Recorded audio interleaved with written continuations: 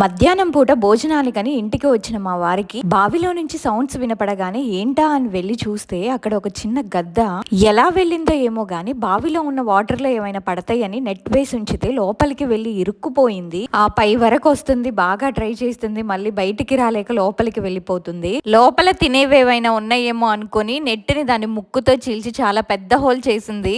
Maybe ఇందులో నుంచే వెళ్ళింది అనుకుంటా. పాపం తిరిగి వచ్చే దారిని మర్చిపోయింది.